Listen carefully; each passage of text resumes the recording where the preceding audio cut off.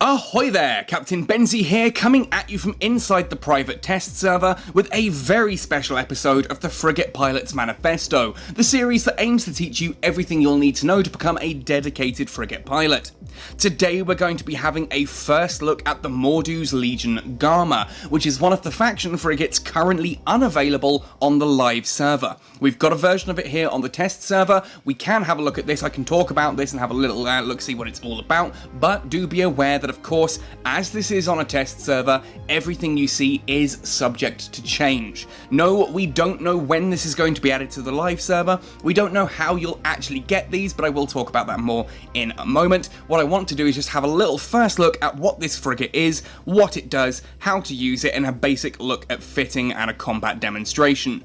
Now if you do enjoy this video, let me know by hitting like on it, sub to the channel for all things Eve Echoes, ding that notification bell so that you never miss an upload, and of course let me know in the comment section down below what ships and what topics you want me to cover in future videos. If you do want to go the extra mile to support this channel, I do have a Patreon that you can come join us on. Every pledge, every dollar helps, and we do now have a merchandise store up on Redbubble, so if you've ever fancied sporting some cool looking gear representing the Catskull Cartel or the Catskull Academy, you can come find it on there. Anyway, that all said and done, let's jump in and look at the Mordu's Legion Garmur. Mordu's Legion are often referred to as one of Eve's pirate factions, and this isn't technically true. They're not exactly pirates, they're actually a mercenary military organisation. Long story short, basically, towards the end of the First Gallente-Caldari War, there were a group of Intaki who sympathised with the Caldari side of the fight. They get exiled from the Gallente Federation, they join the Caldari as a military unit under Brigadier General Muria Mordu, then they get eventually offered a home on Kamakor 4, one of the planets that you can actually still visit in Eve today. In fact, I'm docked at the station just outside it. Now, there is a nationalist uprising. The Caldari get a bit upset that there are Gallente living on their planet, despite the fact that they are Gallente that fought with the Caldari in that war. Ultimately, there is a big uprising. Mordu leads the resistance against that, crushes it. The Caldari Navy then offer him an official station within the Caldari Navy. Mordu turns it down and leads his legion out into pure blind, where they set up their own little mercenary organisation. They are heavily tied into the Caldari, and with the Caldari state, most of Mordu's Legion remains Caldari. Members of all races are welcomed into the ranks, so long as they're not known enemies of the state. Now, the Caldari state often actually allows Legion access to high-end Caldari military gear, and long-serving members of the Legion who are not state citizens are often offered Caldari citizenship upon retirement. Now, they're not exclusively working with the Caldari, they work actually with all kinds as well. They're very notable for working alongside or the Outer Ring excavations, you know, the guys who are making your retrievers and your ventures, that kind of thing. But they do actually work alongside the pirate factions as well. They'll work with anyone who ultimately pays them. Now, as I said, we don't know how we are going to get the Mordu's Legion ships yet. In regards to the other pirate factions, you just go out to their dead spaces, you blow up the ships, you loot the wreckage, and you use that debris to reverse engineer blueprints. Now, there's been talk of the Mordu's Legion debris essentially coming from in-game events where you shoot down Mordu's Legion ships piloted by the developers. That did happen a couple of times during the open beta and the final beta test, so perhaps that's how we're going to get it. We have no information. Obviously, I will update this video and have more information as soon as we get it. Anyway, enough of talking about that. Let's actually have a look at the Garmur. Now, this is a really cool looking frigate. I absolutely love how slender and sleek this is. It's got a very traditional spaceship sort of fighter jet profile to it. Very cool looking ship.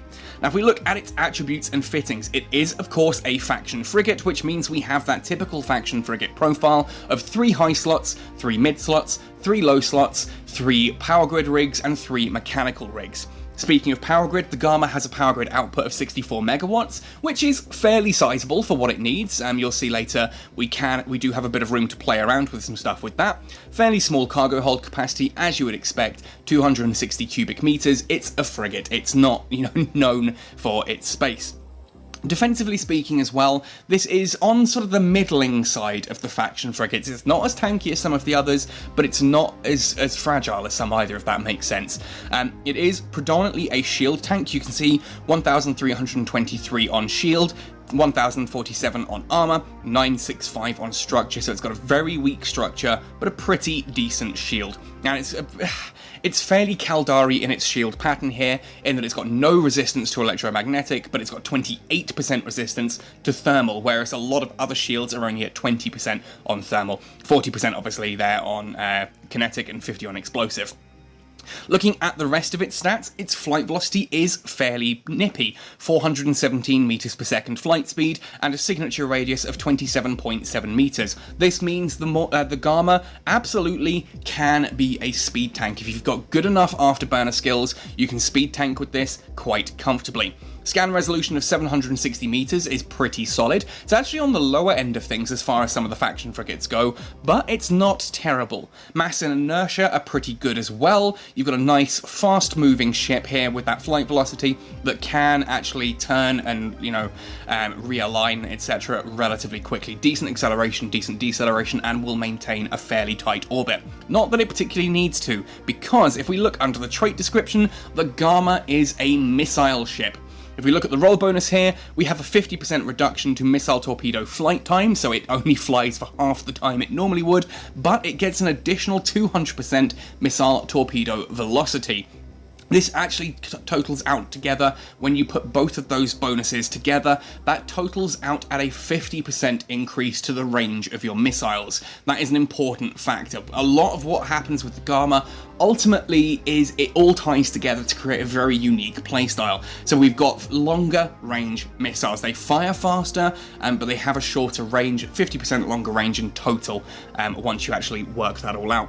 We also get a +1 warp scrambler strength on this, so any warp scrambler you've got fitted does have additional warp jamming strength. Now, this is a stat that a lot of ships on the live server have lost. The interceptors used to have this, for example. They have lost that, so I do foresee that the Garmur will lose that +1 warp scrambler strength as well. Who knows, it might stay in because obviously it's a faction frigate, but I know that the interceptors that had that +1 scrambler strength have lost it, so I don't foresee that one going through. Now, like the other faction frigates, the Garmur has bonuses from Advanced Frigate Command and Advanced Small Weapon Operation. In this case, as a missile ship, it is of course Advanced Small Missile Torpedo Operation. That gives us a 20% increase to small missile torpedo damage and a 5% increase to small missile torpedo explosion velocity. That means in total there you're looking at a full 100% increase to the damage, so your 3 launches are acting as if they're 6, and the explosion velocity increase is a full 25% faster, which means those small missiles are a little bit better going up against things like faster moving ships. You will apply your damage better to faster moving ships, which is a really cool little bonus. And then below, Advanced Frigate Command gives a 10% increase to Warp Scrambler optimal range and a 10% increase to Warp Disruptor optimal range. That's obviously a 50% additional Warp Disruptor range and 50% additional Warp Scrambler range. And this is where the Garmur, sort of its playstyle, shines through. What we have is a ship that has longer range missiles than perhaps it ought to have, and it gets longer range scramblers. That means you can stay outside of their missile range whilst firing yours, you can stay outside of their scrambler range whilst still hitting them with yours. Remember, the average warp scrambler, well heck, I say the average, the Predator warp scrambler, the current top tier warp scrambler, has a 15-kilometer range. When we put that on the Garmur, we get a 22-kilometer range. So you can sit at 20 kilometers scrambling them whilst they are unable to scramble you. You're then firing missiles at them that are outside of their missile range as well. This makes the Garmur an absolutely excellent kiting frigate. And if you've been using something like the Kestrel if you've ever played as a Kestrel kite, Kestrel kiting, this is essentially the absolute god of that. It takes Kestrel kiting to a whole new level. You can outrange your opponents whilst still scrambling them as well, which is just absolute filth, and I love it.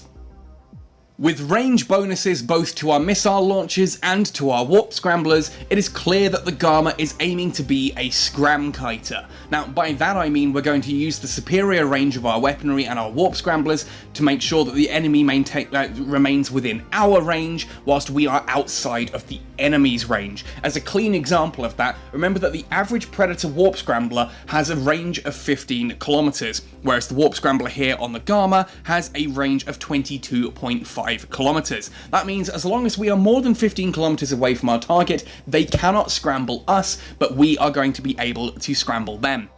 Now, because range is a clear factor here, this means, of course, we're going for small missile launchers in the top slots, not torpedoes. Small missile launchers here, I've gone for 3 pithy C-type small missile launchers. Excellent DPS of 139. Missile range here is 29.7 kilometers, thanks to my skills and to the Garmur's ability. Means essentially, as long as I'm closer than 30 kilometers to my target, I'm going to be able to hit them, and hopefully I will be out of the range of whatever weaponry they're firing back at us. And ultimately, that is where you can kind of play around with a few things. In the mid slots here, in addition to the warp scrambler, I have a warp disruptor, and you might be thinking, isn't that a bit overkill? Well, there are 2 reasons here, and this is a module that you can swap out if you want to.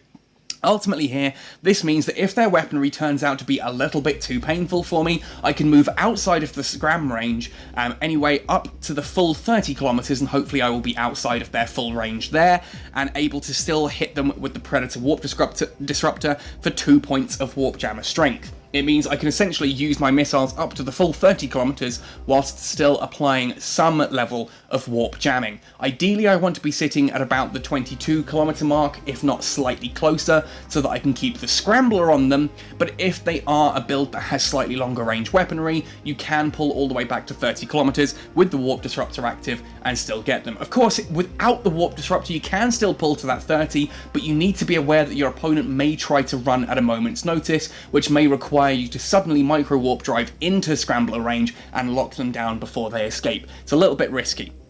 If you do decide that you don't want to go with the warp disruptor, then you can put something like a tracking disruptor or a guidance disruptor to help you outrange your opponent's guns that way. Obviously, just know what kind of target you're intending to go up against. Use a tracking disruptor if your prey is going to be using turrets, and use a guidance disruptor if you intend to take out other missile targets. Simple as that. The third slot then is a Predator Stasis Webifier. The reason I have this is to assist with anti-kiting builds. Anti-kiting builds are those builds that use things like a micro warp drive to get right up close and personal into your grill and stop you running away. That's basically someone who is going to be running something like perhaps a Brawling Worm or even one of the Brawling Daredevils. They're going to get right up into our grill, hit us with a warp scrambler so that our micro warp drive stops working, and then lock us into position. The aim here is that I can use the long range of our scrambler to switch off their micro warp drive, hopefully slowing them right down, then hit them with the Webifier once we hit 14.8 kilometers. That will slow them all the way down to 39% of their basic flight velocity. We can then activate the micro warp drive because we should still be outside of their scrambler range, and in order to pull away to safety there. Yes, of course, then, we've talked about it a couple of times. The low slots here, I've gone for a Gisty C-type small micro warp drive. You can go for an afterburner, and if you're going to be fitting for PvE, then an afterburner is obviously the better option here. Using an afterburner for PvE allows you to speed tank for long periods of time. You can maintain a good angular velocity with a high flight velocity, and a good signature radius to to reduce the amount of damage you're going to take. I will showcase that later on in the combat section. You'll see me using an afterburner in order to speed tank anomalies. If you're going for PvP though, the micro warp drive is the better option as it gives you much better range control. Again, we are going to be outside of their scrambler range, so they're not going to be able to switch off the micro warp drive, and we're going to be able to keep them at arm's reach by using our superior range warp scramblers. Now, the second of the low slots here, I've gone for 2 Pitham C-type ballistic control systems. These, of course, are the weapon upgrades for missiles. By having these fitted, each of them applies a 5% damage bonus and a 4.5% activation time reduction to any missiles we have, and we can activate these for a further 9% increase to the damage bonus and a 400% boost to that activation time adjustment of 4.5%.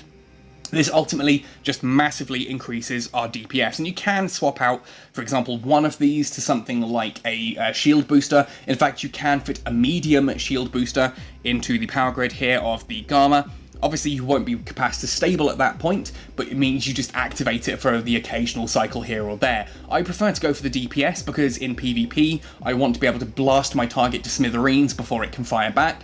I want to just deal with that quickly. I'm going to be outside of their weapon range, outside of their scrambler range. We should be able to just literally obliterate them with superior firepower. But for PvE, you may want to swap to something like a shield booster there. Now you can see here, the offensive DPS of this ship is 417.86. That's cold, that's without anything here switched on. That is a pretty solid DPS if you ask me. Now there are some screenshots going around. I think Sovereign put out some screenshots of his Garmur where it hit about 805 with heated DPS, so that's with the ballistic control systems active. I think as well he is using tier 4 rigs and the A-type Dead Space gear, or possibly even the blue named special edition gear that is available on the test server. I've tried to stay away from using that because I want to showcase what this would be like if it were on live now with the gear that we have available. So speaking of which, for our rig slots here, I've gone for a Warhead Califaction Catalyst as the first rig slot, 17.5% additional damage, alongside a Bay Loading Accelerator twice. Activation time adjustment down by 12.5%. 2 of these makes for rapidly firing missiles that do a decent whack of damage. That's ultimately how we're getting that 417. On the mechanical side of things, we've gone for auxiliary thrusters. Auxiliary thrusters obviously help us to move that little bit faster. That's better for speed tanking in PvE, and means that the micro warp drive has a much more beneficial effect at keeping our range in PvP. I've gone for a dynamic fuel valve. This just cuts down on the amount of capacitor required to activate and utilize a warp drive, a micro warp drive, and an afterburner, since I'm going to be using those fairly heavily, either in PvE or PvP. To me, it seems a good idea to cut down on the capacitor requirements. Third slot then is a semiconductor memory cell. This just helps us maintain capacitor stability that little bit better. Again, useful in PvE and PvP as it gives us a bigger capacitor, longer time to drain. We can just smack our opponents with everything we have right at the start and know that our capacitor will remain stable for longer. Hopefully we should be outside of most Nosferatu range anyway, so fingers crossed we are able to maintain a decent amount of capacitor stability using this setup.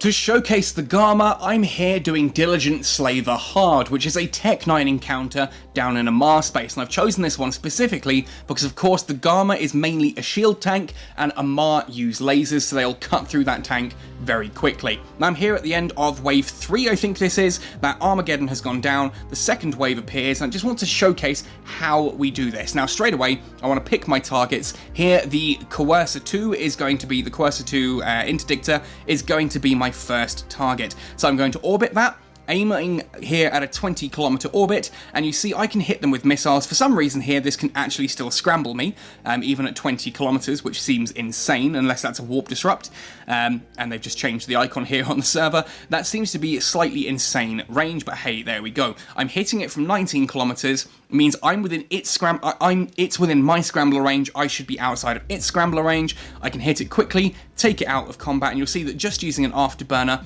I'm barely taking any damage from this entire wave. Next on here to a Slave Purifier 2. I'm going to lock onto that one, set an orbit for it, and lock onto the Arbitrator 2 ready for later on. And start shooting here at the Purifier 2, and you'll see the damage that these small missiles do is absolutely phenomenal. That's hitting small targets comfortably because they're small missiles, they do good damage, but even against large targets, that extra DPS that we have is surprisingly potent. Down goes that Purifier. I see another Coercer 2 Interdictor. This may also have scrambling or something to it, so I'm going to take that one out next. First volley drops it all the way down to halfway through its armor. Second volley, is that enough to kill it? Is the second volley going to be enough to kill it? Not quite, but it does take us right down to the bottom of hull, and we're able to take that one on. And you can see here that even with an afterburner, the Garmur is quite comfortable at sitting outside of what would be Weberfire and Scrambler range. That's the aim here for PvP. Unfortunately, I've not been able to showcase any PvP because, of course, the private test server, there are very few of us with access to it, and trying to actually get that together has proven difficult, but there we go. I will showcase that in a future one once the Garmur actually hits live and I get one on the live server and can have some fun with it there. And you'll see that now we're onto an Arbitrator here, Arbitrator 2 Covert Ops. This is, of course, a cruiser level ship. You'd expect small missiles to be fairly weak in their damage against something like this, but you'll see there by, what, 2-3 volleys, I'm already into armor. We're pushing through the armor very quickly there. That's a third of the armor gone in one volley of missiles. And on we go, and just keep pulling that down. It'll be the Oracle 2 that we go for next. The damage that the Garmur here can kick out is absolutely phenomenal, and with both of those ballistic missile control systems active, I've completely barbarized the name there, that's about 625 DPS that kicks out with both of those systems active, so very useful for obliterating the cruisers and larger targets that little bit faster. So you can imagine what that'll do in PvP when you come across someone who's in something like a frigate or a destroyer. Heck, the Garmur is one of the few frigates that will quite comfortably take on a cruiser, because again, you can outrange a lot of its stuff, you can make sure that you're moving fast enough that the cruiser is unable to get a proper fix on you. You're outside of the scrambler range, you're outside of web of fire range, but you're able to still hit for good damage with those missiles, and that is the clear advantage of the Garmur. And this is an absolutely brutal frigate. I cannot wait to get this onto live and start jumping through nullsec and lowsec and start blowing people up with this, just to showcase how absolutely terrifying this can be. It's a very effective form of warfare, being able to scramble your opponent without them being able to scramble you back, being able to hit your opponent without them being able to hit you back. It's kind of... it reminds me a little bit of the Crew War. The Crew War has that same kind of idea that you basically render your opponent's ship useless. Here the Garmur does the same thing, just in a slightly different manner. Rather than shutting your ship down, you just make them feel worthless, because they can't hit you, they can't slow you down, they can't do a damn thing about your weapon systems, and you just then rip them apart piece by punishing them with very powerful missile systems. Anyway, folks, I think that about wraps up everything I want to say here on the Garmur for now. I am very excited about this ship eventually coming to live. Again, we don't know how you are going to get access to these on the live server yet. At time of writing, with the final test and the open beta test, final test was June-July 2020, the open beta test was December 2019, January 2020. The way to get a Garmur there was essentially by blowing up the developers in special events. They were flying things like bar guests and the other, like the Orthrus and the Garmur. You blew them up, you looted their ships for the debris, you could then use that debris to reverse engineer the blueprints that you required. Whether or not that's going to be the same, or whether we're going to go down the EVE Online route, in EVE Online you occasionally have Mordu's Legion ships at the back of anomalies. You're doing an anomaly, and at the end, in the final wave, there's a random Mordu's Legion ship that you can blow up and get debris from that. Again, they're not in every anomaly, they're a rare spawn, so that's one way that this could happen as well. We just don't know. As soon as I know anything, keep an eye on this channel, make sure you're subscribed, make sure you've dinged that notification bell and put the notifications on so that you are aware of any video as soon as it goes live, because of course there's a lot more EVE Echoes content coming from me on this channel, and when we have news about the Garmur and the Astero, Sisters of Eve and Mordu's Legion, I will be screaming from the rooftops. Speaking of Sisters of Eve as well, do stay tuned, I do have an Astero video on the way as well. Very interesting little frigate, that one. I may even have a look at the cruisers and the battleships soon as well, so stay tuned for that. Otherwise, folks, thank you for watching right the way to the end of this one. Happy sailing, and see you in New Eden!